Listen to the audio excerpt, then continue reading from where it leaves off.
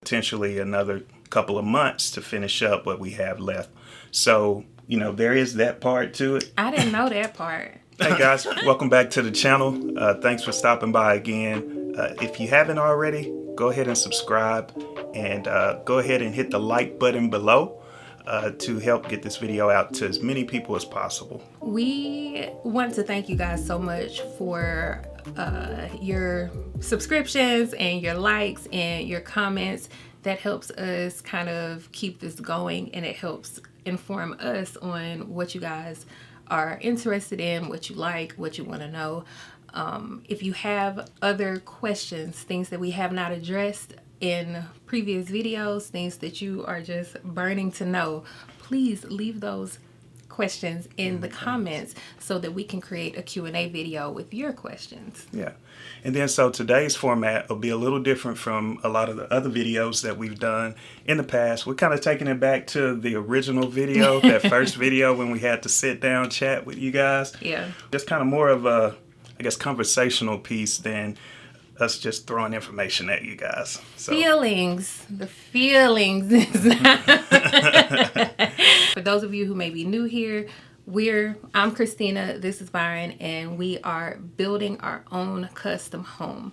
What that means is that instead of us going through a builder or using someone else, hiring out a general contractor, this guy right here is Mr. Jones is our general contractor for this project. And over all the videos on our channel, we have been talking through that process, kind of giving the highs, the lows, and kind of the dirty details of what that entails. Yeah. And so we decided to go unconventional route, I would call it, where we didn't use a builder, and knowing fully up front kind of all of what we were giving up in doing that, as well as all there was to gain in doing this process. And, at this point, I wouldn't change a thing. So I proposed this idea to Byron this morning, and he is being such a good sport of coming along with me to answer these 3 particular questions that that have been burning in my mind kind of as we go through this process. And so I'm trying to remember what the questions are, but I guess we can probably... Like I said, I did spring this on him this morning. So the first question was, what has been let's start with least favorite part. We'll get that out of the way first. What has been your least favorite part about this process? Well... I'm acting this way because it's kind of hard to pick a least favorite. Kind of when we started this process, I knew the amount of energy and dedication that it would take going in. So I didn't sell it short going into the project. I knew it would be hard work. I knew that it would take a lot of attention, and, and it has been exactly that. And so it's everything that I expected. From that standpoint, I knew that we would have struggles with some of our subcontractors. I knew that things wouldn't necessarily go according to plan. Like, that's pretty much a given with building a house in a pandemic or outside of a pandemic. Sure. We kind of knew about supply chain delays, not to the extent of some of the delays that we ran into with like windows and brick, but we knew things were slowing down. So I think I had a pretty good idea going in before I actually committed that, okay, this will take a large amount of time. With that being said, I guess probably the least favorite thing, and I hate to say this, but in working with subcontractors, sometimes you work with a subcontractor, and I would probe really carefully to make sure that I had all the information I needed as far as what services were being rendered, that sort of thing, to make sure that we had a understanding and an agreement. But here in, I guess, the area that we live in, a lot of stuff is still done kind of word of mouth. You go, you meet the person, you kind of feel them out and see if you can work together. And sometimes it's a spit and a handshake. And that's where communication skills come in handy. Big time. And I know that opens you up for all types of vulnerabilities in doing that. So it's not really something that I would suggest as a thing that others should go out and do. But that's just, I think, a part of my personality in the way that I connect with other people and just kind of the way that, this whole process has flown. And up until this point, I'm thankful we found great, what I still consider to be great subcontractors to help us get this far in the process. But it is with certain ones that, a few extra charges winded up on the bill at the end. And so, my grievances with that, because I'm very strict on the budget.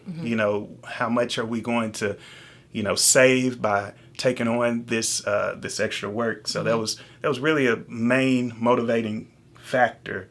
And so when we get the final bill and things don't quite line up the way that we spoke about whether it was the initial bid or going through the process, I get a little irritated with that. Yeah, understandably. But we've been able to speak with the subcontractors, kind of walk through that, and that's something that you gain early on when you're choosing your subcontractor, which one you're going to choose. And if you haven't watched our How to Choose a Subcontractor video yet, I suggest that you really kind of go back and review that video. And one of the things that we talked about in that video is being able to not just pick someone based on the price, but also making sure that the person that you pick is someone who can, think rationally if ever a problem does arise or you two don't agree, where you can come to some sort of resolution.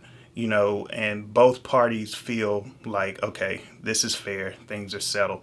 And in all the cases where we've run into like a conflict of interest, we've been able to kind of work through that. So, if anything, I would say maybe that part has been the most, I guess, I won't say most disappointing, but if I had to choose one, it would be great if what was bid in the beginning is what we pay at the end. Yeah. That being said, we haven't went over budget significantly, but there's been a few spots here and there, $200, $200 here and there that have been different, but nothing major. So overall, I'm happy and I'm thankful with how the process is turning out. So, that was kind of my least favorite part. So, Christina, you only pick one. No. Let us know what's been your least favorite part so far. So, patience is famously not a particular virtue of mine. I am very much decide to do something. Okay, let's do it. And that's not to say, not researching, not looking into it, but I'm a very hands-on person. Like, I'm ready to go, ready to get to it. What's next? Yep. And you can't do that with you cannot do that with building a house. You can't do that with a builder, and you certainly can't do it when you're doing it yourself, because there is, I won't say there's always a delay, because I feel like that implies, that implies something that is not the case. But there have just been these moments where I'm like, okay, come on. Like when we're waiting on the windows, earlier in the month, if you saw in our brick update video, it rained so much the month that we were supposed to have our brick installed. April showers. And I still haven't seen those flowers, but we definitely got the April showers. Yeah. And every day that it rained, it put our masons behind on previous projects, so they couldn't get started on our project. And it really frustrates me, because I'm ready to move. Like, I'm ready to be in our new space, but you have to temper that with it's coming, and you have to remember that, what God has for you is going to be for you. And so If That's it's right. if there's a delay, there's a reason. Like, Yeah. there's a reason, and I have to kind of adjust my frame of mind to think about it that way. Like, this is for my good. So chill, Christina. Yeah, and I mean, there is a level of, I guess, patience required, because if we did go with a builder, we could have the house built sooner. We'd be inside the home probably, in the next couple of weeks or so, versus it taking us potentially another couple of months to finish up what we have left. So, there is that part to it. I didn't know that part. But we can keep going. No, I'm joking. I do know. I'm well aware of where we are. I just don't like to hear it. I like to believe in my little brain that it's gonna be sooner than that. But well, when you have one person, there's kind of starts and stops. There's scheduling, putting everything together, and the last parts that we're getting to now is mostly on us. So, we'll be doing the trim, we'll be doing cabinetry, tile work, flooring, painting. Really, the only other piece where we need a subcontractor will be the exterior. We have some siding to finish that's not brick. And then we also have on the interior, the insulation that will go in the walls and in the ceiling. So aside from that, we're picking up a majority of the finishing tasks because we've got special things that we want to do throughout the house, and we feel like, with our skill set, that we can do those things at a reasonable price. So, but with that, there's starts and stops. You might finish one piece and need a breather, before you go into the next piece. So, all of that kind of plays into it as well. Yeah. But we're making great progress. And I'm like Christina as well. I can't wait till we're in the house and we're done. But I understand that it's a process. And in the end, I mean, we're going to really reap the benefits of, our work and our labor here. So, yeah. So I think that is a great segue into question number 2. What has been your most favorite part? I think just being able to, I've always been a tinkerer. I've always been interested in how things work. How does that work? How are they able to do that? Or how does this particular piece function? From the time that I was young, my dad used to bring home like old vacuum cleaners for me to take apart and put back together. And, that has kind of stuck with me through fueling that curiosity of breaking things apart, like finding something big and complex and saying, okay, how can I break this down into simple steps, and execute? And I don't know, I find, I guess solace and fun in doing that sort of thing, whereas some people might consider it like boring work or, that sort of thing. I personally, I wouldn't call it boring. It is just very, like, it's labor intensive. It's labor intensive. Like, we installed our own windows. Byron has done like ceiling around the entire house. He's been up in the attic rafters because there is no floor yet. He's been up there just doing this and doing that, things that when we talk to people sometimes, they're looking at us like, not like they're bored with what we're talking about, but like they just have no clue, because it's not things that I think the average person just kind of knows about. Yeah. But Byron digs into that stuff and figures out the details, and like he said, figures out how it works and how it fits together. And I've enjoyed watching him dig into that stuff and figure that stuff out. And he'll talk to me and he'll use these words that I'm like, wait, back up. What what was that? What did that mean again? Because like I said, it's not stuff that just the average person knows, but it's just rolling off of him like it's nothing, because he's done so much research, and not just done research. Like, it's not just reading about it. Like, he's doing it. Like, it's not just entertainment. I mean, I think it is probably entertaining. It's probably entertaining to see when it goes wrong. Like with the whole Windows situation. I don't know if you guys watched that video, but when we were installing Windows and we had a window leak. Yeah. But the way that I look at it is it's all a learning opportunity. And it's just kind of one of the ways you can continue to push yourself. Yeah. You know, don't ever allow someone to tell you that you can't do certain things, you know, or that things are out of reach for you, because each one of us has within us the ability to learn. You know, that's a trait that God gifted to humanity, the ability to pick up skills, tasks, and really devote time and effort to learning and kind of honing that.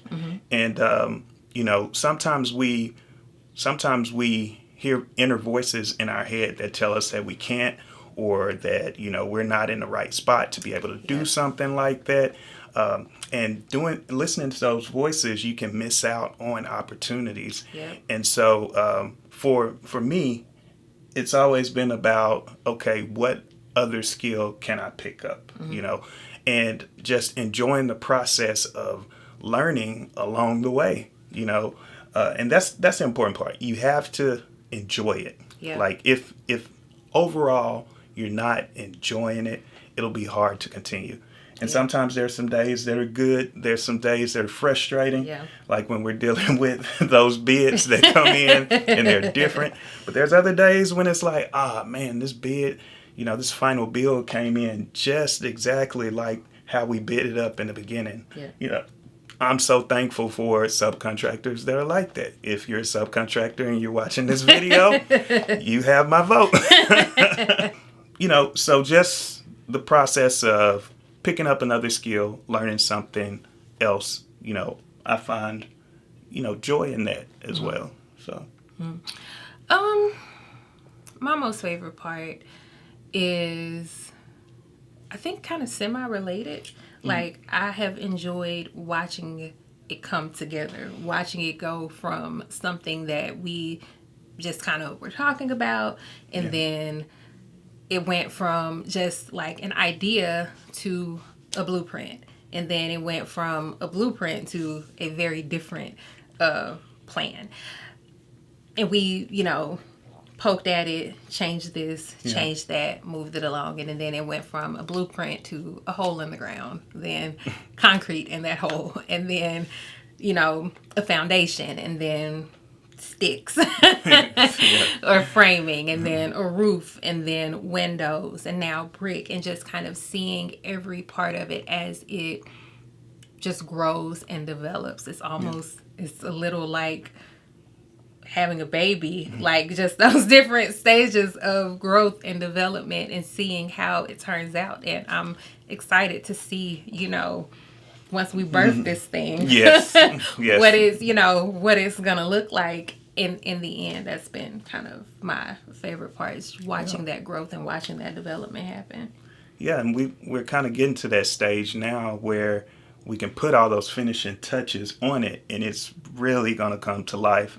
But like Christina was saying, at first, you know, when it was just a hole in the ground, when we were, you know, measuring, trying to figure out if the room would be big enough, because it was just an idea and a sheet of paper. And so we're like, okay, let's go in the kitchen. How big is the kitchen? Okay, measure out the kitchen. So will that be big enough for our kitchen? You know, trying to compare spaces, and then seeing it actually in front of you as a hole in the ground, like Christina said. And then you're going, is this big enough? Yes, you know, because once you're at that spot, you can make changes, but it becomes much more difficult to make those changes. Like, once you put that stamp of approval on the plans, it's like, here we go. This is what we're building. And like, there was that fear as you go in and you walk around and you see it laid out, or you see it kind of taped out. You see the stakes on the ground before they dig it, and you have in your mind, like, is this big enough? And we've gone from, is this big enough, to, man, this is big. You know, and like, those are kind of the parts that I enjoy, like reflecting back on how it felt in the beginning to what it feels like now. Yeah. I could definitely feel that kind of change or growth in, I guess, hey, we're actually doing this. Yeah. It's actually happening. This idea that we have is actually coming alive in a sense. Agreed. So, how far did we get away from the original question? Were I think we're we still there? We're still on the question, but we can Okay. we can go ahead and go into our final question. Okay. Knowing what you know now, what would you change? Well, when it comes to building a house, there's always something that you forgot. Or not necessarily forgot, but didn't know at the time that you wanted it.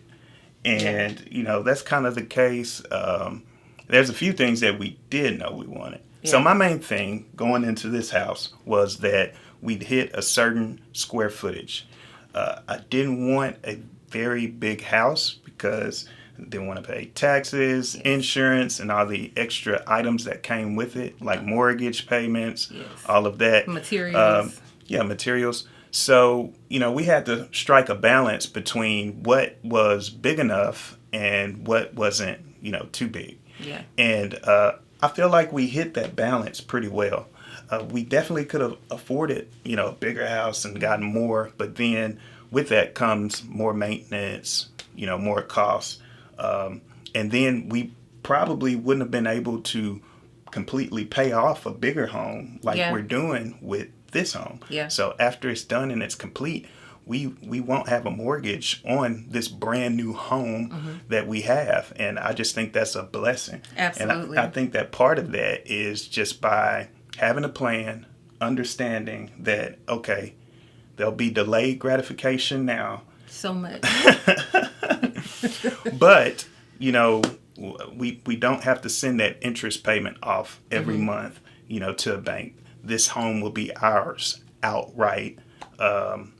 And no one could take that away from us. So from that standpoint, that's a lot of the big reason and why that we're building on our own, that we're, or at least I am, content with the process and kind of the amount of time it's taking. And Christina is content as well. Yeah, I'm content. I'm joking around, but just personality-wise, I think I'm more vocal with my frustration than he is. Yeah.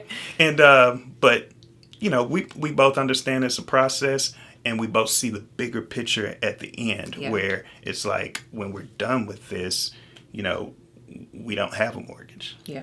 We don't owe anyone anything. So, looking forward to that part. Also looking forward to finishing. Yeah. So I know the question was, what would we change? I guess with all that being said, going in, starting out, I really wanted to stick to that strict number. Our home is like 2250, so 2,250 square feet. And I was sticking to that number because every other bid that I received or that I went after was kind of based on the square footage of the home. Well, how big is the home, this and that. So my budget was kind of contingent on, okay, can we fit everything we needed into one home? I had an idea of what that budget would be, but I wasn't certain. And so I wanted to build, kind of more towards the smaller side as possible in case we ran into like big items that I didn't recognize or didn't foresee on the budget. But now that we're kind of in the last phase of the process and, knocking on wood, that everything continues to go well, we managed to stay on budget. And so I look back and I say, having a little bit bigger, space here or, having, extra room for a pantry or something here. If we had given that just a little bit more thought, we probably could have cranked out a little bit more square footage. But that's always the case. Yeah. We could have built a, 3,500 square foot home and there would still be something that we missed or that we wanted. And I think that's another part of it. It's like this home that we're building now, it'll serve our family. It could serve our family indefinitely. Yeah. But more than likely, in the next 5 years or so, we'll kind of move on to really build kind of our dream home, our final home, what we really want. And so the way I view this is kind of a stepping stone. We're gathering the knowledge, we're gathering the experience into going into like a future project. So I felt comfortable with us kind of taking the risk on this mid-size home, so that when it comes to the larger home, like we have the information that we need to really go in and deck it out. But so, did I answer the question? You did. I feel like what I gather is that you're saying that if you knew back then that we wouldn't really run into anything that would destroy the budget or anything like that, you may have made certain changes to the size of the home. Yeah. And what you said actually kind of runs into what my one thing that I would change is. My one thing would be where we built. Early on in this process, before we even knew about the area where our current home is, before we even knew that they were about to develop that. Yeah. Byron took me up into, like, there's a hill or mountain. A ridge. Yeah. Close by. And he showed me a plot of land. We would have had, what, an acre? It was an acre. It was about an acre. Yeah, it was an acre. And I did not want to do it because the drive was scary. It was going, like you said, going up the ridge, and I didn't like it. But we should have picked that lot. We should have bought that lot. And the reason that I say that is because as we get older, I think I grew up in the country. Byron grew up in the country. Some of y'all may not know what I'm talking about when I say that, but we're from the South. And when I say the country, I mean with woods in the backyard. When I was a little girl, I used to, I would walk and play in the woods, and I'd be gone all day, all of that. And you move away, you go off to college and all of that, and you get a little cityfied, and you're used to not really having that. But as we get older, I'm starting to, I think, more appreciate quiet, more appreciate your neighbors being kind of at a distance from you. Yes. And as the subdivision goes up, beautiful, beautiful homes in the subdivision, but I could use a little more space away from the neighbors. And if I had been able to put aside that I don't like driving up here, if I had been able to put that aside, we would have our space. But like you said, we're already, and don't get me wrong, we're absolutely grateful for the home that we're about to move into, grateful for the process and all of that. But we are already thinking ahead to what we will consider our forever home, the home that our kids will bring our grandkids to, the home that, our great grandkids, will come to. And I think that once we're ready to move into that is when we can get kind of that land and that space that we're really looking forward to. Yeah. And I guess for people who live kind of in the city, where we live, population is about 65 to 70,000. Mm-hmm. So, they kind of chop up the lots very small. Mm-hmm. So one of the things that we did in our current project where we're building is we did choose one of the bigger lots. Yeah. And we thought that, that would be helpful. And I think for the most part it has been. But our lots, so when you build a home on a specific lot, there's what they call setbacks. Mm-hmm. And so setbacks tell you how close the building or structure can be to the edges of your property line. So, where we're building, there's I think it's 25-foot setback from the road, and then a minimum of 7 feet setback on each side of the property. So what that means is between you and your neighbor, you're looking at least a minimum of 14 feet of distance between the two. And, we built our home smaller, mm-hmm. so we figured we'd have a little more distance. But at the same time, you can't control your neighboring builders that build around you. So I think it was this weekend we saw stakes go up for the next house. And it's a larger home. Yeah. Most of the homes in the neighborhood are around 24 2,600 square feet in that area. And so, you know, they're right up there against that 7-foot setback. And, you know, so me and Christina, we kind of looked at each other. It was like, okay, time to go. It's time to start looking for the next piece of land. So, yeah. But we already did have that in mind. I think that seeing that kind of highlighted it for us, because before it was 2 empty lots and then our house and then an empty lot and then the next house. And so I think we had kind of gotten a little spoiled by by that expanse of space. And so now it's really kind of bringing into focus, like, no, you're going to have a neighbor. They're going to be right next to you, which it's not much different than where we live now. I think it's probably about the same amount of distance. And so it's not like we're really losing anything, but yeah, it definitely does highlight the need for that space. Yeah, it's not a bad thing at all. There's neighborhoods all across town that are built the same way. Or closer. And there's certain neighborhoods that are even closer. So I think it's just kind of me and Christina, we want more space for our final dream home. So, you know, this will be kind of a stepping period until we reach that final piece. But first, we got to look for land, find something that we like, and we got to finish this one first. And we should finish this home first. So, see what happens. You start building a home, you start wrapping it up, and you're already thinking about the next one. So. But no, this has been a great process, and we've enjoyed documenting this process and having you guys coming along with us.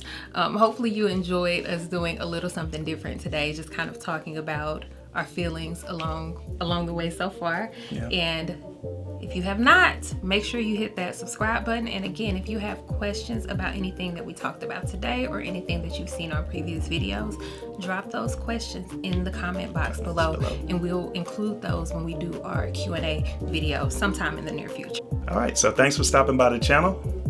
We'll catch you on the next one. Bye. Peace.